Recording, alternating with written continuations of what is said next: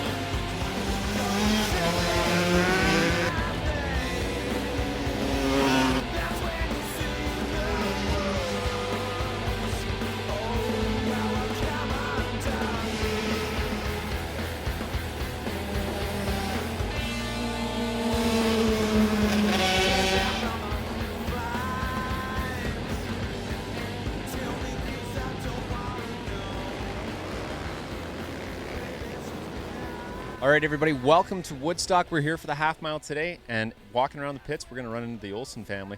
Now, you guys have been involved with the race sport for how many years? Myself, I've been coming to races ever since I could walk. I've been racing for, this would be my 12th year. And my dad here has been doing it since, I think there was dirt tracks, so quite a while. All right, well, why don't you tell us a little bit about that? How many years have you been doing it for? You know, what have you noticed in the growth of the sport? I've been involved in dirt track for 42 years now, so I've seen it come and go and raise and you know, there's a lot of new riders have come into it the last few years. A lot of young riders, the 80cc class. You know, excellent turnout a few races ago. They had 24 riders.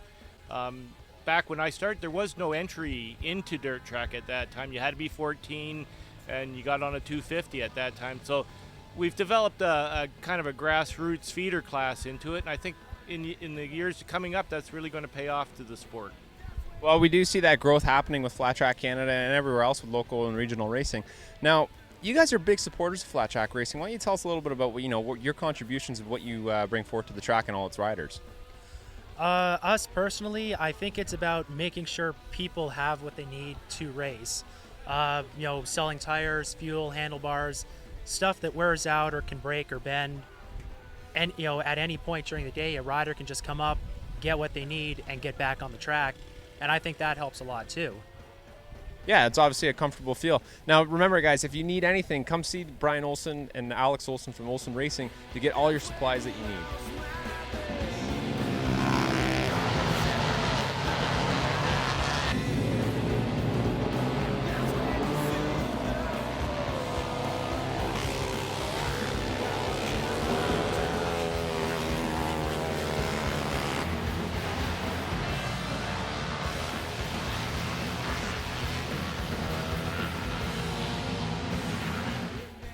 Okay, so still making our way around. We caught up with Dave Pouliot. Now, Dave, tell us a little bit about where you're from.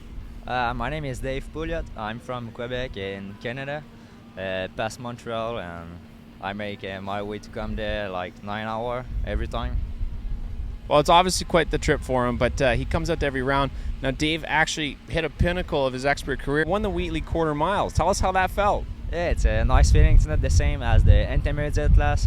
It's way better, like the feeling when you make the 12 lap in the front of the other guys. It's really fun.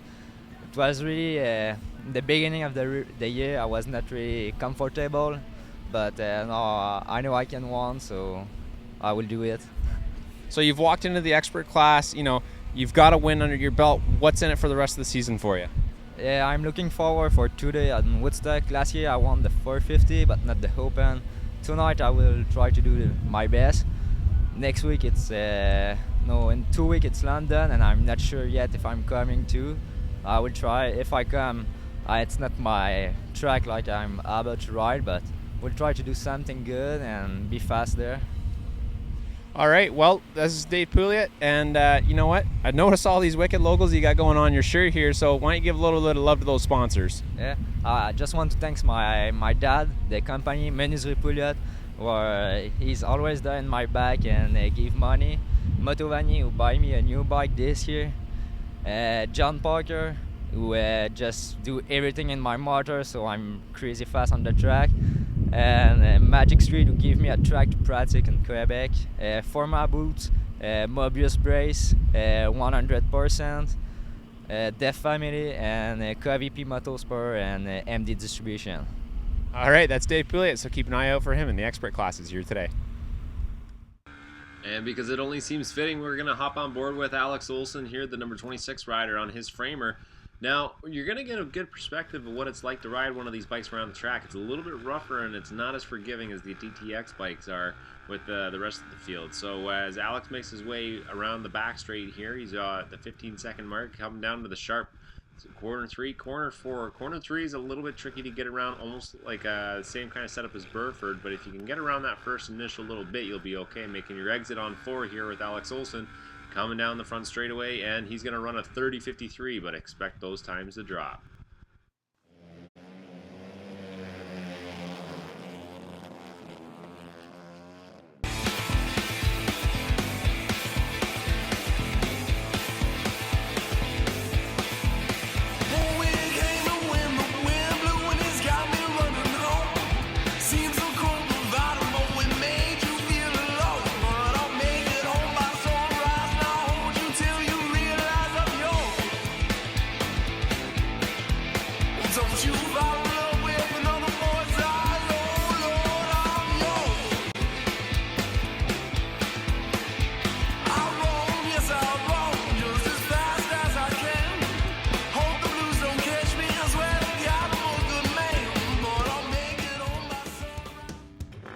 Race fans, running into our DTX intermediate class, we got an onboard with Brody Buchan. We got 10 laps and 9 riders, so let's see what happens here in the mix going into the first corner. Buchan on the outside, getting a strong start. Cody Marintet, the number 112 rider.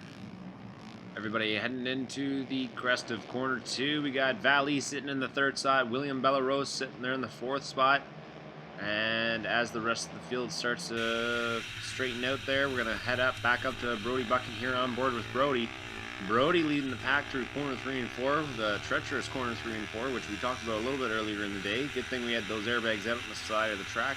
They seem to be working and doing a great job. But we got Buchan leading the charge here. We got Marintet and Valley. They're battling it out for the 2nd spot. And then William Bellarose there in the 4th spot. Rest of the pack kind of funneling through, going to the back there.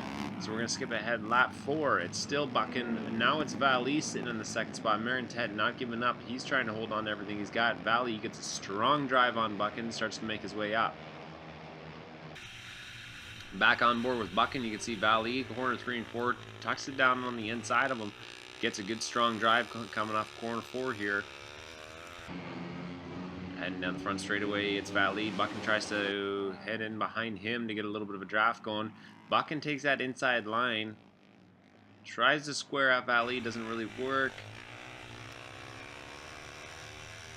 They get on the back straightaway. Buchan gets a stronger drive and then has a smart move and goes up the track to eliminate the room for Valley.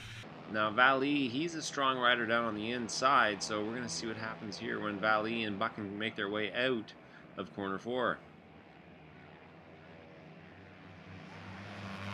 Making their way around for lap 7. Valley goes to the outside, makes a small mistake, so Brody capitalizes on this and starts to take off. Valley's got a little bit of room to make up, so heading down to corner 3 and 4. Valley buries it into the corner, tries to get him on the inside. Now he brings it right around for lap 8. Valley goes onto the inside of Buchan. Buchan plays it smart, goes wide, and then cuts down on the inside of the track to get that strong inside drive. Number 74, Justin Crummer, he has gone down on corner 1 and 2, but it doesn't really matter because our leaders are bringing it around for the checkered flag here, and we got Buchan. He does that smart move again, cuts down to the inside of Valley. It's going to be Brody Buchan taking the top spot with Valley taking second, and Cody Marentet's taking third.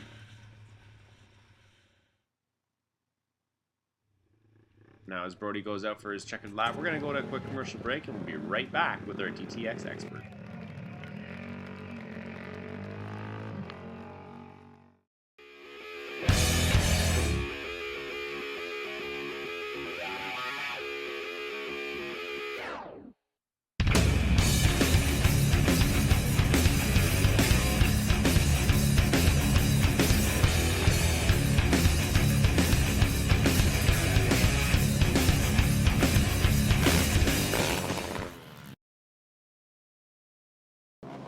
Welcome back, race fans. The DTX expert class. So as we hit the green light here and everyone takes off heading down to that first corner, it looks like Kyle Van Konen and Tyler Seguin are going to be battling it out coming out of the second corner here. Kyle Van Konen getting a strong drive over Tyler Seguin, and it looks like Dave Pouliot, I believe, sitting down there in the third spot, tucking in behind Tyler Seguin, going down to corner 3 and 4 here. Coming around from lap 1, it's Kyle Van Konen leading the pack. Dave Pouliot and Tyler Seguin, they're battling it out there for the second spot. And then tucked in behind them, I believe that is the number 29 rider, Nick Wenzler. And Wenzler coming under the radar a lot this year. You know, he's someone who can sneak up on you and take away the win. So we're going to keep an eye on Wenzler and see what happens here.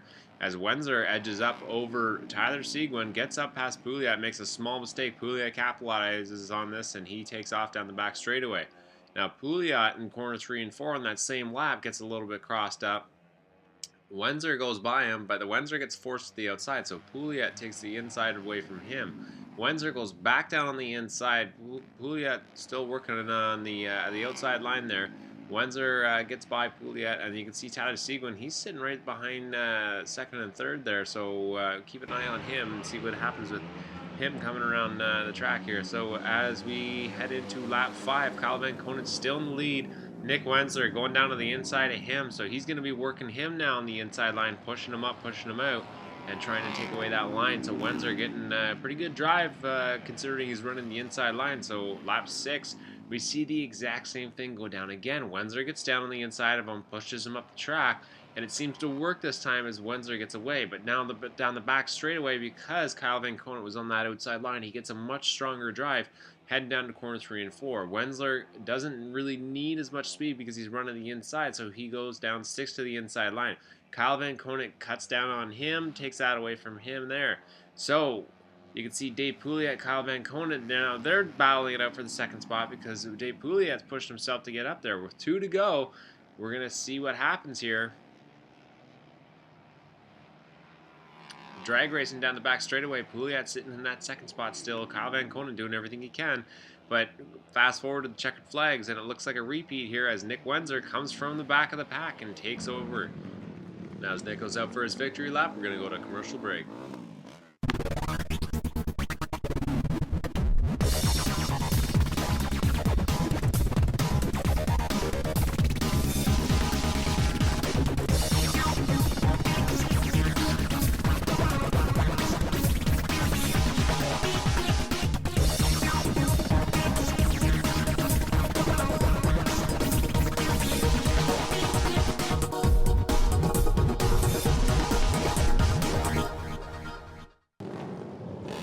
Fans, welcome back for the Open Intermediate race. We got 11 riders here getting ready to do battle as the green lights are waiting to go.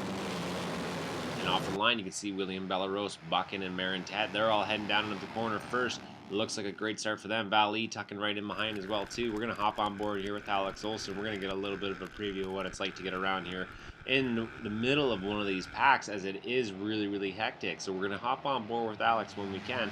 And coming around for lap 1, Buchan just starting to take off from the rest of the pack there. Marentet holding down second, Valley in third, Belarose in fourth. It seems like a repeat of the DTX intermediate race.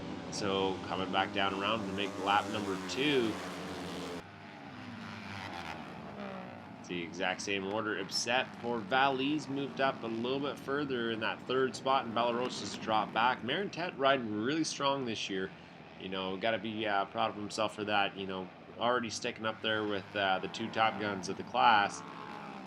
And these guys are starting to walk away from the rest of the pack. Now, Marintet taking that inside line. Valley working the outside, getting a little bit stronger of a drive there.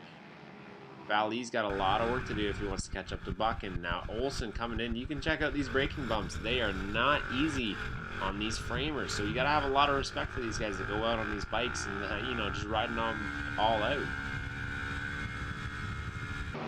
So lap number 8, what happens is Valley gets caught up behind a lapped rider that Buchan already made his way around. So the final lap, we're just going to sit on board here with Buchan, and when we come down to corner 3 and 4 here on Buchan's GoPro, you're going to see, because he's looking all over Valley. He expects Valley to be right behind him, not really even sure where he is. As you head down into corner 3 here, keep an eye on the right side of your screen. You'll see Valley's bike is still on the track. Valley got up and off the track. He is okay. But this is going to be a good and easy victory for Buchan as he comes around here for the checkered flag.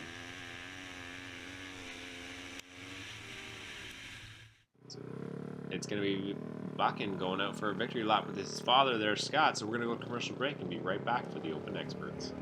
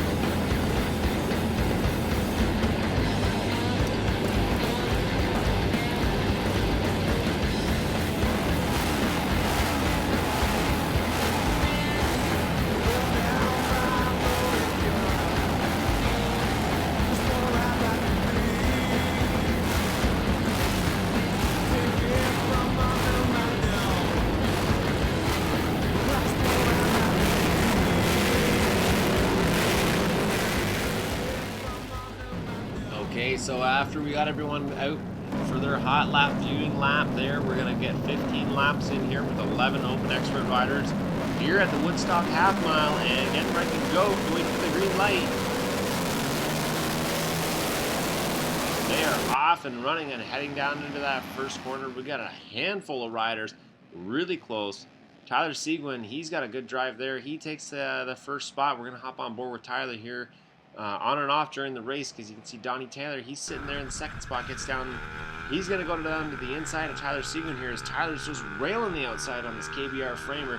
You know, just doing great work, but Donnie's got that 750 Harley, and you know he's going to be pulling him down the straightaways here. So Donnie already gets by him, and you can see the rest of the pack kind of funneling in behind them there. 4 riders, 5 riders, 6 riders, 7 riders, 8 riders, almost 9 riders all battling it up for that second spot. It could be anyone's game here. Doug Lawrence popping out of the mix there, getting ahead of Pouliot. And the number 30 rider from Quebec, Dominic Boulac. You know, don't forget that guy. He can get up here in the mix too. A veteran seasoned rider coming all the way down from Quebec, much like Dave Pouliot and William Belleros. You know, you're going to see a lot of great talent. As you can see, these riders go 3 wide. You got Chris Evans, Dave Pouliot, and Dominic Boulac. They're all battling it out, and they're heading down to corner 1, 2 there. And then right behind them, you can see it's Mike LaBelle and Kyle Van Conen. They're battling it out as well, too. So it's anyone's game for that 3rd, 4th spot right now, because these guys are all catching up. Doug Lawrence, he motors by Tyler Seguin here down the back straightaway. And you know, Doug's got his sights set on Don. He's got a lot of work to do to catch up, because Tyler's still not even giving up. We'll hop back on board with him. We'll see how close these guys are getting. down the front straightaway, heading back into the corner 1 and 2 here on lap 9. And remember, these are just the highlights. These are the best shots that we got of everything that was been happening and going on. Tyler cutting down to that inside line, almost down there under the grass, down the back straightaway. It's not going to be enough as Doug starts to edge out and starts to pull away from Tyler Seguin. But the top 3 riders, these guys are about almost 4 or 5 seconds ahead of the rest of the pack. So the front of the pack's got a battle of their own going on right now as Tyler and Doug are pushing each other to catch up to Don. And Don, I don't think, knows exactly where these guys are behind him because Don is just on rails and riding really, really strong. So as Don heads down the front straightaway here, you can see Doug's already starting to gap out over Tyler Seguin a little bit there. And Doug's got his work cut out for him because now he's really got to put the hammer down to catch up. So Don getting a little bit loose in corner 1 and 2 there, and you can see Doug kind of coming out to the outside of the track, squaring up his bike, and then just getting a strong straight drive out. So heading back down to corner 3 and 4 here, you can see Don, he goes up a little bit higher, gets closer to the hay bales, makes a little mistake, but it's Doug that's getting that smooth straight line coming out of there. So he's got that drive to get down there. 2 to go. This is where it's going to get really interesting, guys, because, you know, they're not going to be giving up. Tyler Seguin sitting there all by himself in that 3rd spot. Coming down, Don gets a little loose on the outside, makes a small mistake there. So Don's going to bury the hammer and try and get down and beat Doug down to the inside of corner 3 and 4 here. As you head down into corner 3 and 4, you can see Don, he kind of checks up a bit, squares his bike up and gets a strong drive coming out of corner 3 and 4 here. They get contact coming out of corner 4 there. You can see the fans, everyone's standing up, expecting them to be wiping out. But you get the white flag coming out here, so Don's got to really pull out all the stops here if he's planning on winning here at the Woodstock half mile. Being smooth, Doug gets a little sideways there. Very, very minor mistakes. It doesn't really matter because he's not really putting his foot down. He's kind of holding it up just to get all that extra traction and work the suspension a little bit better. But heading down to corner 3 and 4 here, Don, now he's got to really do something. He's got to pull something out of his hat here. Doug looks over his shoulder, knows that he's got a strong commanding lead. They head down the straightaway. The fans are cheering. Doug's jumping off the bike cheering. And Doug is going to take the win here for the Open Experts at the Woodstock half mile. Donnie Taylor in 2nd. Tyler Seguin's taking that 3rd spot. So as Doug goes out for his checkered lap here with his dad, we're going to go catch up with the rest of the riders already in victory lane. They got their helmets off.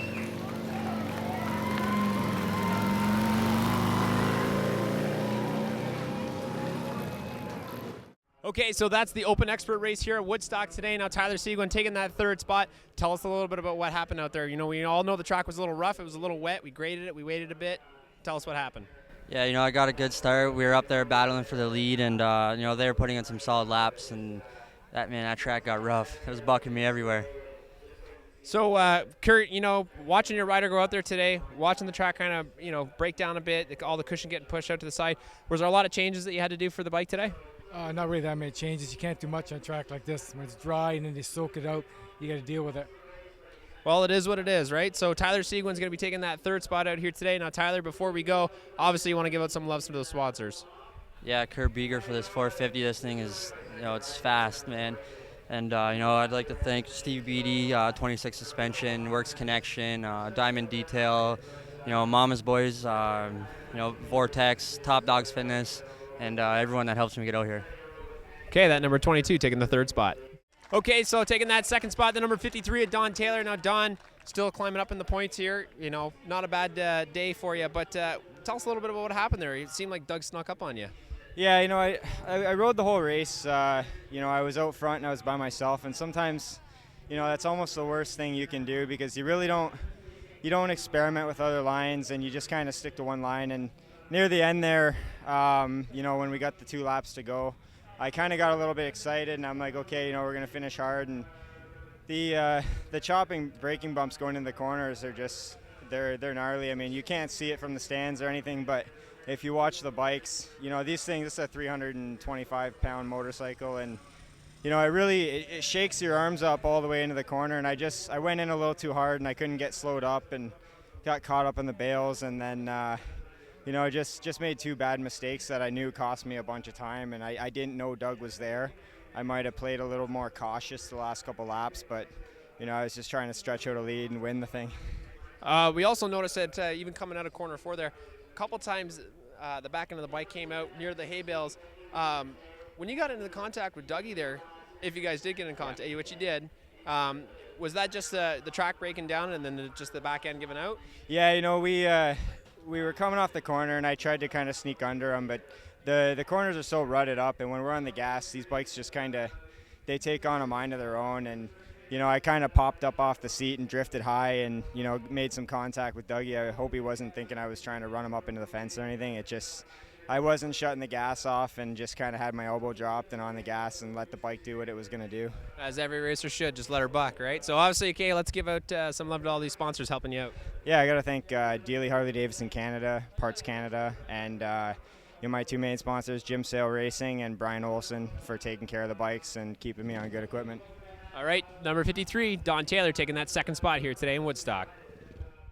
Okay, taking that big win here today out of Woodstock, Doug Lawrence, the number 73. Now, Doug, you came out of nowhere. Where were you going into the first corner? It kind of looked like you were mid-pack towards the back of the pack there. Yeah, the track was really wet, and I needed to get a good start to stay out of the spray. And I didn't, and to be honest, I was kind of scared of the track at first because it was so greasy and slippery, and I got hosed down pretty good the first corner.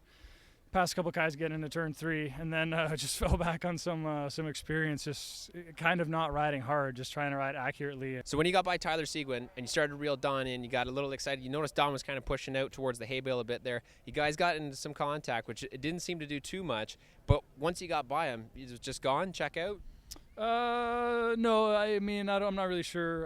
It was only a couple laps left. Bit of contact there off of turn 3-4. It's kind of, I knew he had a good run going because I had screwed up mid corner, and I knew that he would come up the inside, and then there he was.